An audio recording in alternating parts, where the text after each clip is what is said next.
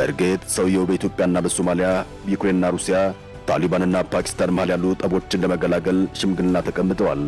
ከቅርብም ከሩቅም እንደ ጋሞ አባቶች ሳር ቅጠሉን ይዘው አንተምተው ሲሉ ይታወቃሉ። በቅርብ የሚታወሰው የጠቅላይ ሚኒስትር ዶክተር አብይ አህመድና የሐሰን ሼክ መሐመድ እጅን ይዘው በሶማሊያ ጉዳይ ነፋስ የገባውን የኢትዮ ሶማሌላንድ ወዳጅነት ሲያስታርቁ ታይተዋል።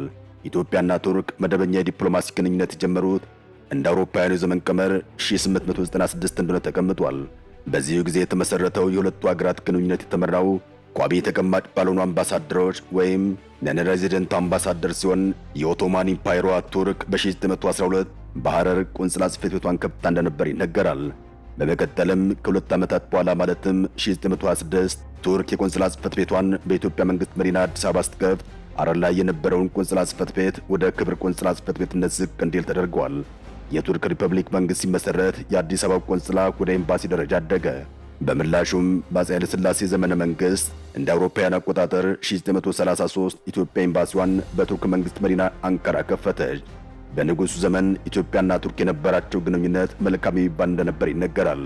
አፄ ኃይለ ሥላሴ 1967 ዓ.ም እና 1971 ከአንካራ ኤምባሲ በተጨማሪም በአንካራ ቆንስላ ጽሕፈት ቤት እንዲቋቋም አድርገዋል። በደርግ ዘመነ መንግስት በኢትዮጵያና በቱርክ መንግስት መካከል የነበረ ዲፕሎማቲክ ግንኙነት መልካም አልነበረም። ይልቁንስ በደርግ ዘመን የኢትዮጵያ መንግስት ከቱርክ መንግስት ጋር የነበረው ግንኙነት እንደ አውሮፓውያን አቆጣጠር 1984 ዓ.ም በይፋ ተቋረጠ። በአሁኑ ጊዜ በዓለም ላይ ሁለት እውነተኛ መሪዎች ብቻ ናቸው ያሉት። ይህን ያልኩት ከሁለቱ አንዱ ስለሆንኩ አይደለም ባይ ናቸው። ይህን የሚሉት የትላንቱ ድብልብል ቦምቦሊኖ ነጋዴ የዛሬው ሀያል ሀገር መሪ ረሲፕ ታይብ ኤርዶዋን ናቸው።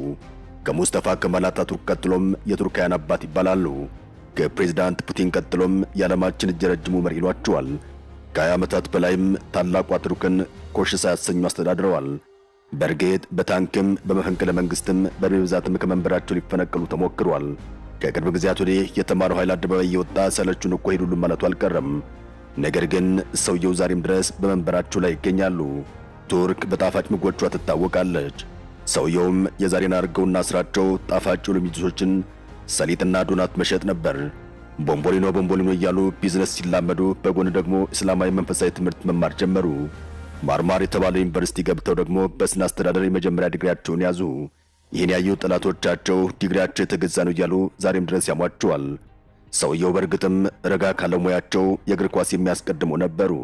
ዝነኛ ተጫዋች የመሆን ዕድላቸው ሰፊ እንደነበር ይነገራል። ፖለቲካው ልባቸው ውስጥ ሲገባም ኳስ ተጠልዛ ካጠገባቸው ራቀች። በ1990ዎቹም ዌልፈር የተባለ የቱርክ እስላማዊ ፓርቲ ገኖ ሲወጣም እሳቸውም የዚሁ ፓርቲ አባል ነበሩ። ከዚያም ዝናቸው ከፓርቲው ጋር አብሮ ከፍ አለ። በፈረንጆቹ 1994 ምርጫ ተወዳደሩና ለ4 ዓመታት ኢስታንቡልን በከንቲባነት የመምራት ዕድል ተሰጣቸው። ነገር ግን እጅግም አልቆየ ከሃይማኖት ጋር የተገናኘ ሰጣ ገባ ውስጥ ገብተው ሲንቦጫረቁ ተገኙ። ይባስ ብሎም በአደባባይ ያነበቡት አንድ ግጥም ፖለቲካን ከሃይማኖት ድባልቋል በሚል ለእስር ዳረጋቸው። ከእስር ሲመለሱም ለከንቲባነት ያጫቸው ፓርቲያቸው በሃይማኖት ምክንያት ታገደ። ሰውየው ያለ ፓርቲ አውላላ ሜዳ ላይ ቀሩ። ነገር ግን የፖለቲካው ሰዓት ውስጣቸው ስላለ ጓደኞቻቸውን ሰባስበው አክፍ ፓርቲ የተሰኘ አዲስ ፓርቲ መሰረቱ። ይህ ፓርቲ ተቀባይነት ለማግኘት ጊዜ አልፈጀበትም። በተለይም የሃይማኖት መገለል ደርሶብናልና ኑሮ ተወደደብን፣ የሚቀመስ አጣን በሚሉ ዜጎች ተወዳጅነቱን አገኘ። ቀጥሎም በፈረንጆቹ 2002 አክት ፓርቲ በፓርላማ አብላጫ መቀመጫ አሸነፈ። በቀጣይ ዓመት ኤርዶዋን ጠቅላይ ሚኒስትር ሆነው ተሾሙ። ከእንግዲህ ማን ይቻላቸው ቦምቦሊኖ ነጋዴው ታዳጊ የታላቋ ቱርክ መሪ ለመሆን በቁ። አባታቸው የባህር ጠረፍ ጠባቂ የነበሩ ሲሆን በፈረንጆቹ 1954 ከድህነት ጋር ተወለዱ። በድህነት የተወለደ ሁሉ ግን ለድህነት የተጻፈ አይደለም።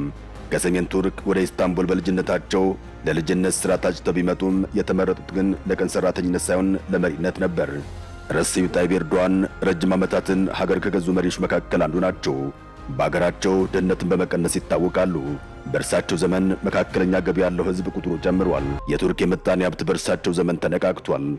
ያ ብቻ ሳይሆን በዓለም አቀፍ ደረጃም ተጽዕኖ መፍጠር ከሚችሉ መሪዎች ተሰልፈዋል። አሁን በአፍሪካ ቀንድ የእሳቸውን ያክል ክንዱን የሰደደ መሪ አልተገኘም። እንደ አስታራቂም እንደ ተቆጭም እንደ መካሪም ሆነው በቀንዱ ላይ እየተመላለሱበት ይገኛል።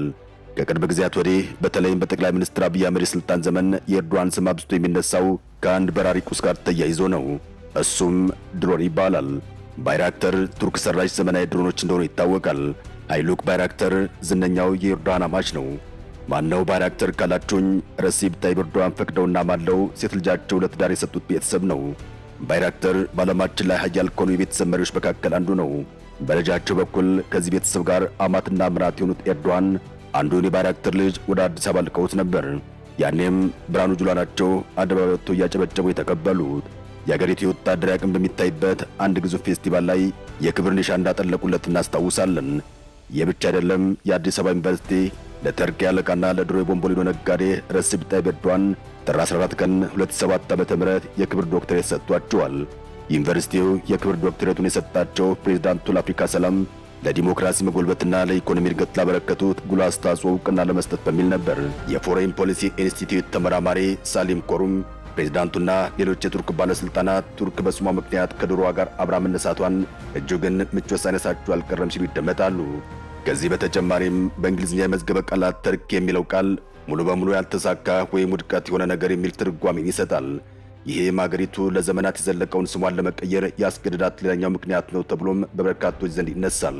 በአሁኑ ጊዜ ቱርክ በጦር መሳሪያ አቅርቦትና በተከታታይ ቴሌቪዥን ድራማዎቿ የዓለምን ቀልብ ገዝታለች።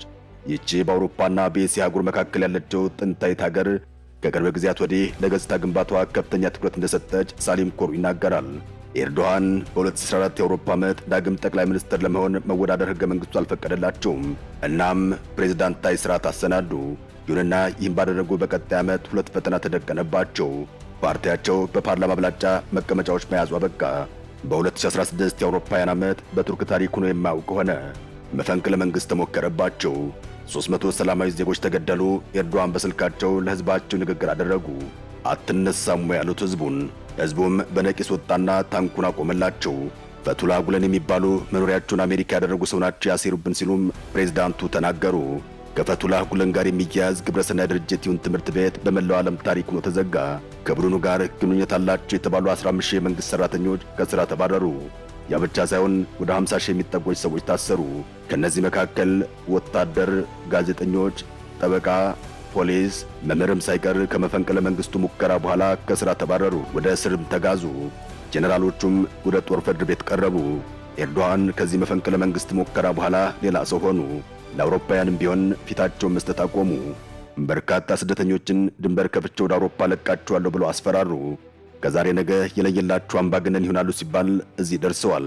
ከምስራቅ አፍሪካ እስከ ኔቶ፣ ከሩሲያ እስከ ሶማሊያ፣ ከሊቢያ እስከ እስራኤል ባለረጅም እጅ ሰው አሁን ደግሞ በኢትዮጵያ ይገኛሉ። ሰላም ለእናንተ ይሁን። አበቃን። ሰናይ ጊዜን ተመኘን። የደርግ ዘመነ መንግስት ወድቆ ኢህአደግ ስልጣኑን ከተቆጣጠረ በኋላም የሁለቱ ሀገራት ግንኙነት ከወደቀበት ማንሰራራት ጀመረ።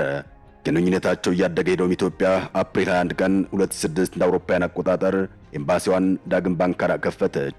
ዛሬ ላይ ቱርክና ኢትዮጵያ በፖለቲካውና በንግዱ ዘርፍ መልካም የሚባል ግንኙነት እንዳላቸው ይነገራል። አሁን ደግሞ በሰላምና በደህንነት ጉዳይ አዲስ ምክረ ሐሳብ ሊጀመር ይሄ መሰናዶ በዝግጅት ላይ ያለ ኤርዶዋን ወደ አዲስ አበባ ይመጣሉ ተብሎ ይጠበቀ ይገኛል።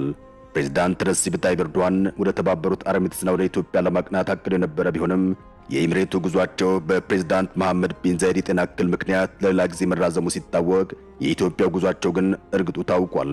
ምናልባትም ይህ መሰናዶ ለአየር ሲበቃ እንግዳው አዲስ አበባ ገብተው ይሆናል። ኤርዶዋን በሀገራቸው ካመጡት ለውጥ ሁሉ ለየት ብሎ የሚነሳው የስሟ ቅያሬ ለውጥ ነው።